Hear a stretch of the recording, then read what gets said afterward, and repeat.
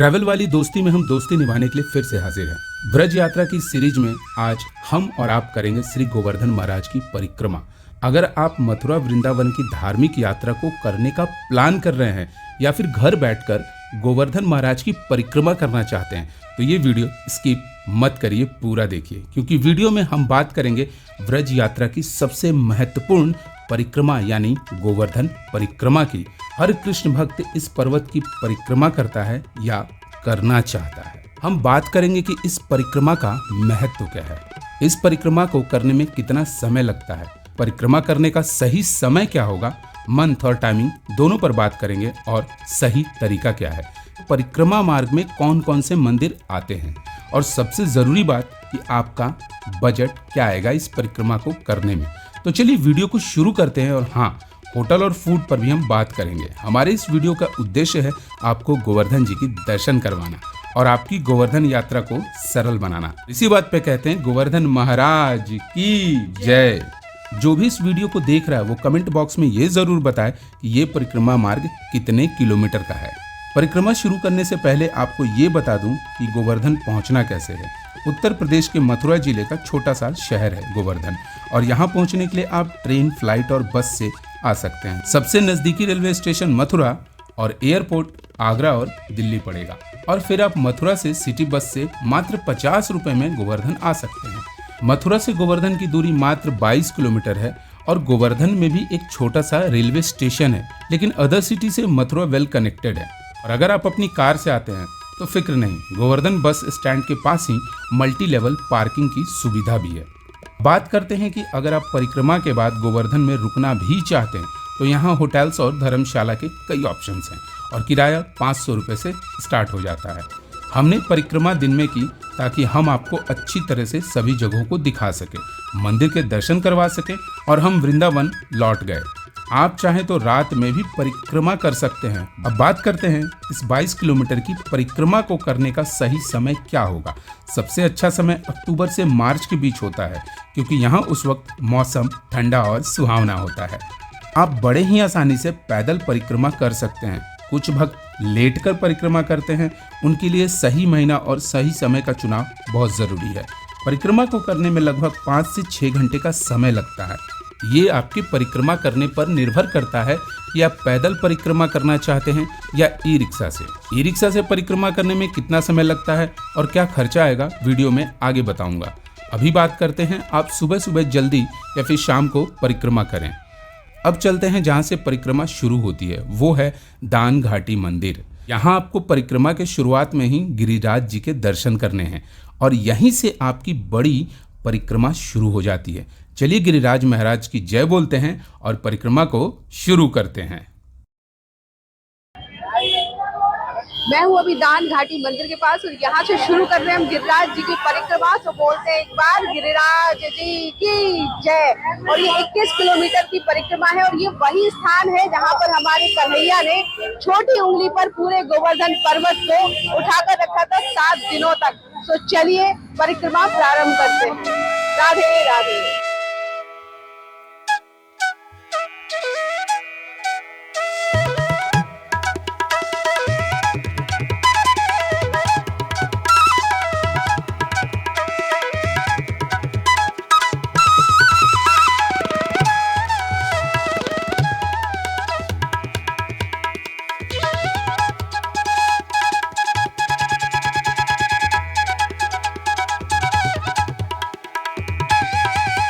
अब जरूरी बात यह है कि अगर आप फिजिकली कैपेबल नहीं हैं, आपके साथ सीनियर सिटीजन हैं या बच्चे हैं, तो आप ई रिक्शा से भी परिक्रमा कर सकते हैं।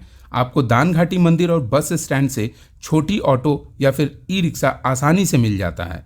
पर पर्सन 100 रुपये किराया है। आप चाहें तो 300 रुपये में पूरा ई रिक्शा बुक कर सकते हैं। रिक्शा वाला आपको पूरी परिक्रमा करवाकर रिटर्न बस स्टैंड पर छोड़ देता है और आप इस तरीके से 2 घंटे में ही आराम से पूरी परिक्रमा कर लेते हैं ई रिक्शा के थ्रू। परिक्रमा का दूसरा पड़ाव है लगभग 3 किलोमीटर की दूरी पर अन्य और गांव आता है और फिर 500 मीटर पर ही संकर्षण कुंड आता है। संकर्षण कुंड से लगभग 3.5 किलोमीटर की दूरी पर पुछरी का लोटा आता है और यहाँ की कहानी बड़ी दिलचस्प है। परिक्रमा मार्ग पूरा बना हुआ है और आपको जगह जगह खाने पीने की दुकानें और रास्ते में वॉशरूम की सुविधा मिल जाती है। पैदल और सड़क मार्ग दोनों से अलग अलग रास्ते बनाए गए हैं ताकि पैदल परिक्रमा करने वाले श्रद्धालुओं को तकलीफ ना हो। ये बात आपको बता दूं कि रास्ते में बंदर बहुत हैं, तो सतर्क रहिएगा। खाने पीने की चीजों को छुपा के रखिएगा और डंडा वंडा हाथ में मत लीजिएगा और बंदरों को सताने की कोशिश तो बिल्कुल मत कीजिएगा। पूछरी का लोटा मंदिर राजस्थान की सीमा में आता है और इस तरह से हम लगभग 1.5 किलोमीटर की परिक्रमा राजस्थान में करते हैं। ये मंदिर बहुत मान्यता रखता है।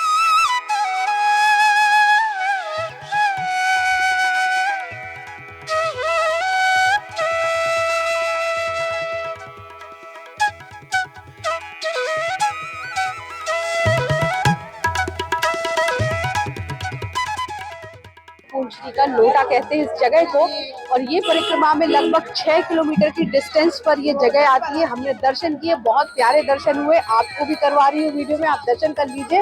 और इस जगह को पूछरी का लोटा इसलिए कहते हैं श्याम एक बार सखियों को मिल नहीं रहे थे और सखियां एक दूसरे से पूछ रही थी। वो कहती थी अरे तू पूछना श्याम किधर है, तू पूछना श्याम किधर है।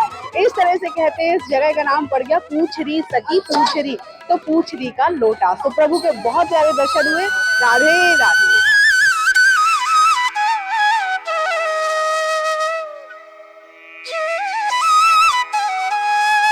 चलते यहाँ से आगे। राधे राधे।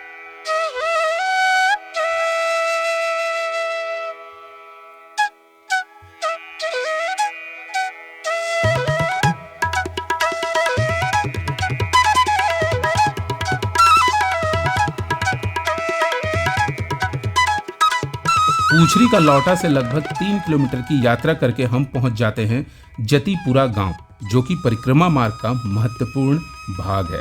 यहाँ गिरिराज महाराज का मुखार बिंद है। मंदिर के अंदर कैमरा अलाउड नहीं है। यहाँ आपकी बड़ी परिक्रमा समाप्त हो जाती है, लेकिन आपको वापस उसी जगह पहुंचना होता है जहां से आपने परिक्रमा शुरू की थी, और यही परिक्रमा करने का सही तरीका है। अगर आप ई रिक्शा से परिक्रमा करते हैं तो 1.5 घंटे में आपकी परिक्रमा पूरी हो जाती है। और परिक्रमा मार्ग में मेन जो मंदिर है वो 5 से 6 मंदिर ही मेन है। गिरिराज जी के दर्शन बड़े खूबसूरत हुए हैं।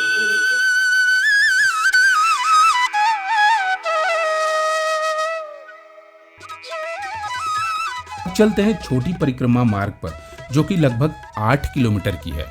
छोटी परिक्रमा में सबसे पहला पड़ाव आता है राधा कुंड और श्याम कुंड, दोनों कुंड जुड़े हुए। चलिए देखते हैं।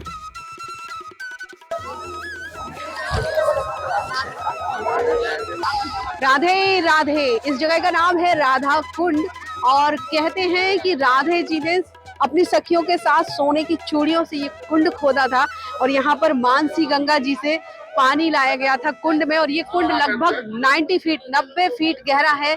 यहाँ पर पानी नेचुरली नीचे से पाताल से आता है। तो इस पवित्र कुंड के स्नान किए जाते हैं। मैंने आचमन किया, आप भी वीडियो के माध्यम से दर्शन कीजिए राधा रानी से बने हुए इस कुंड के। और यहाँ के जस्ट बगल में आपको लेके चलते हैं, श्याम कुंड है वहां पर। तो एक बार मन से बोलिए राधा जी की जय।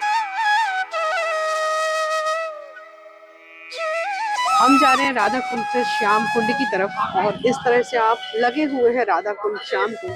तो राधा कुंड से चलते हैं श्याम कुंड की तरफ।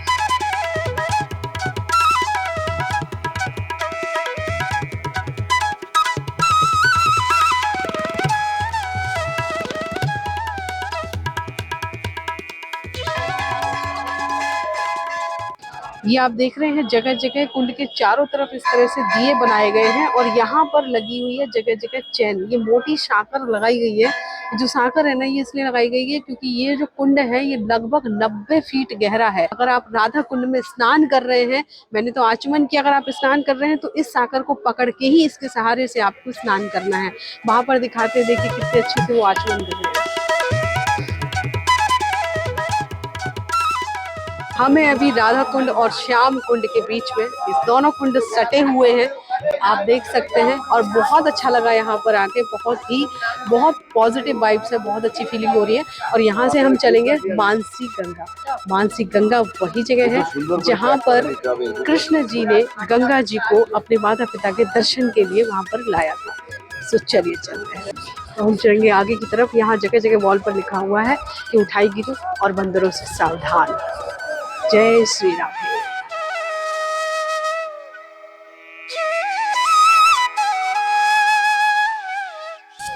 परिक्रमा करते करते हम आ गए हैं कुसुम सरोवर के पास। कुसुम सरोवर का मेन गेट बंद कर रखा है, अंदर एंट्री अभी अलाउड नहीं है। जो भी कारण हो, हम चलते हैं यहाँ से आगे। जगह बेहद खूबसूरत है।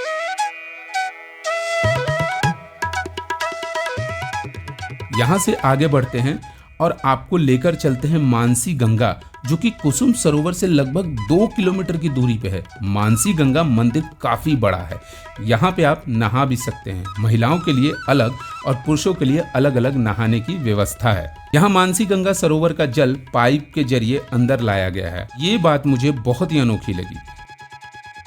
राधे राधे। हम आ गए हैं मानसी गंगा मंदिर में और आप ये देख पा रहे हैं कुंड से किस तरह से पानी यहाँ लाया जा रहा है। हमारे लिए हम आचमन कर सकते हैं और इस जगह का जो महत्व है वो बहुत है। कहते हैं कि माँ यशोदा को, नंद बाबा को गंगा जी के यहाँ दर्शन कीजिए। यहाँ दूध और नारियल चढ़ाया जाता है। आप चाहें तो यहाँ दर्शन के बाद बोटिंग भी कर सकते हैं। मानसी गंगा मंदिर को पूरी गोवर्धन यात्रा का अंतिम पड़ाव माना जाता है। इस तरह से आपकी छोटी परिक्रमा भी यहीं पे पूरी होती है।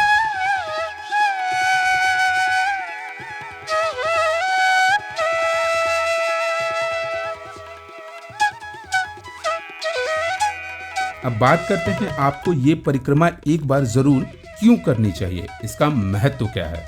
माना जाता है कि जो भी गिरिराज गोवर्धन जी की परिक्रमा करते हैं उन्हें कृष्ण का आशीर्वाद प्राप्त होता है और उनकी सभी मनोकामनाएं पूर्ण हो जाती हैं। हम गिरिराज जी से प्रार्थना करते हैं कि आप सभी जो भक्त वीडियो को देख रहे हैं उनकी इच्छा पूर्ण करें, वो जीवन में सुखी रहें।